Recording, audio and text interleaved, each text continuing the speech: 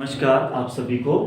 और हम हमारी अलंकार और काव्य शास्त्र की यात्रा को आगे बढ़ा रहे हैं और आप लोगों का मुझे अच्छा सपोर्ट मिल रहा है। आप लोगों में से बहुत सारे लोगों के मेरे पास फ़ोन भी आए हैं, तो अच्छी बात है। आपको और भी समस्या है तो आप कमेंट बॉक्स में लिख सकते हैं, और भी यदि व्याकरण से संबंधित जो भी जानकारी आपको चाहिए आप मुझे शेयर कर सकते हैं कमेंट बॉक्स में, या मेरे नंबर पर फ़ोन कर सकते हैं। आपसे निवेदन है कि सभी चैनल को सब्सक्राइब करें और बेल आइकन को दबाएं। आगे देखते हैं हम अलंकार। अलंकार को आज हम दो अलंकार पढ़ेंगे अलंकार की यात्रा के आगे। अगला अलंकार हमारा संदेह अलंकार। हम कौन सा पढ़ेंगे? संदेह अलंकार, जहां सादृश्य के कारण, सादृश्य में समानता के कारण, अर्थात मैं आपको एक सामान्य भाषा में समझा दूं कि संदेह कहाँ होता है? जब किसी वस्तु को दूसरी वस्तु को एक जैसे समान दिखे, मान लो एक वस्तु दूसरी वस्तु की जैसी दिखती हो, तो हम उस समानता के कारण क्या होता है कि हम अंत तक यह निर्णय नहीं ले पाते कि वो वस्तु वही है या दूसरी है, तो वहां संदेह है। ठीक है। और भ्रांति में क्या होता है? उल्टा होता है। भ्रांति में क्या होता है? समानता के कारण हमें वस्तु का भ्रम तो होगा, दूसरी वस्तु का भ्रम होगा, या दूसरे एक व्यक्ति को देख करके दूसरे व्यक्ति का भ्रम होगा। लेकिन हम जब उसको साफ करेंगे, उसके पास जाएंगे या उसको मतलब उससे वार्ता करेंगे या उस वस्तु को हाथ में लेंगे, तो फिर वास्तव में पता चल जाएगा कि वस्तु दूसरी है। तो भ्रांतिमान में संदेह में ये होता है कि संदेह अंत तक बना रहता है, और भ्रांतिमान जो है वो कुछ समय बाद समाप्त हो जाता है। व्यक्ति को जो स्थिति है वो बिल्कुल स्वच्छ साफ पता चल जाती है।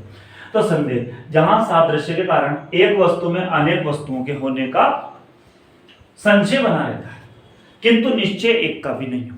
जैसे हम यहाँ उदाहरण देखेंगे तो संदेह अलंकार में यहाँ पर अंत तक बना रहता है। तो हम उदाहरण देखेंगे कि ये महाभारत के समय का है, जब द्रौपदी का चीरहरण हो रहा था, उसी समय का ये दोहा है। उसमें लिखा है कि सारी बीच नारी है कि नारी बीच सारी है, सारी की ही नारी है कि नारी की ही सारी है। अर्थात वहाँ पर ऐसी व्यवस्था बन चुकी थी, ऐसी स्थिति हो चुकी थी, ये पता नहीं चल पा रहा था। तो वहाँ पर संशय बना हुआ था एक वस्तु में अनेक वस्तुएं होने का, है ना। और अंत तक ये संदेह बना रहा, इसीलिए यहाँ पर इस दोहे में ये संदेह अलंकार। इसके बाद है अगला, ओस बिंदु चुग रही हंसिनी मोती उनको जान। हंसिनी जो है आपको पता हंस मोती चुगता है, लेकिन जब ओस थी तो वहां पर तो हंसिनी उन मोतियों को उन ओसों के बूंदों को चुग रही थी मोती जानकर।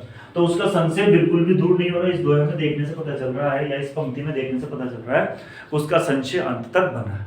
अब हम आगे बढ़ेंगे। अगला भ्रांतिमान अलंकार। भ्रांतिमान में क्या होता है? भ्रांतिमान अलंकार में हम देखेंगे कि भ्रांतिमान अलंकार क्या होगा कि जहां पर प्रस्तुत को देखने से, जब हमने कोई प्रस्तुत वस्तु देखी, व्यक्ति देखा, और समानता के कारण क्या हुआ? हमें अप्रस्तुत का भ्रम हो गया, है ना। हमें ऐसा हुआ कि हमें समानता के कारण हमें किसका हो गया? अप्रस्तुत का भ्रम हो गया, है ना। और बाद में जब वो वस्तु स्थिति हमारे साफ हुई, क्लियर हुई, तो हमें बाद में पता चला वो वस्तु सही है। जैसे आपको एक रामचरितमानस का एक सोरठा है, ये सोरठा है, ये जो है आपको सोरठे में भी काम आ जाएगा यही उदाहरण, और आपको यहाँ पर इसके उदाहरण में भ्रांतिमान अलंकार के उदाहरण में भी काम आ जाएगा। जैसे कपि करि हृदय विचार दीन मुद्रिका डारी था।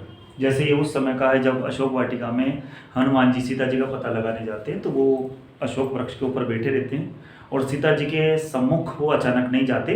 सबसे पहले वो उनकी जो भगवान राम के द्वारा दी गई मुद्रिका को क्या करते हैं? वो नीचे डालते हैं। जैसे वो नीचे गिरती है, जन्म अशोक अंगार, ऐसा लगता है कि जैसे अशोक वृक्ष ने कोई अंगार फेंका हो, अंगारा फेंका।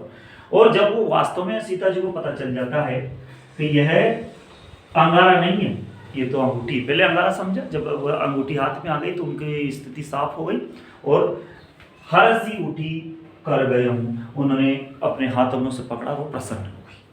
इसके बाद हम देखते हैं दूसरा अगला उदाहरण कि नाक का मोती अदर की कांति से बीज डाढ़ी का समझ कर पहन। जैसे एक नायिका है, उसने अपने नाक में मोती पहन रखा हो, मोती लाल रंग का है और जो अनार के बीज जैसा दिख रहा है, तो दूर से एक तोते ने उसको अनार का बीज समझा और उस नायिका के चेहरे पर झपट्टा मारा। सहसा सुख वह मौन है, और वहां से सुनता है अन्य सुख ये कौन है। और अंत में जब वो पास जाता है तो उसे अचानक पता चल जाता है कि यह वास्तव में कोई दूसरा या फल नहीं है या दूसरा तोता नहीं है, ये तो किसी का मुख है, किसी व्यक्ति का मुख है। इस तरह से हमें इस उदाहरण से यह पता चलता है कि हमें किस तरह से संधि और अलंकार और भ्रांति अलंकार में अंतर पता करना है। सभी का धन्यवाद। आगे और इस तरह की वीडियो में आपके पास लेके आता रहूँगा। आपका आशीर्वाद भी बना रहे। आपसे निवेदन है कि एक बार मेरा ये जो चैनल है इसको सब्सक्राइब करें और अधिक से अधिक लोगों तक पहुँचाएं। धन्यवाद।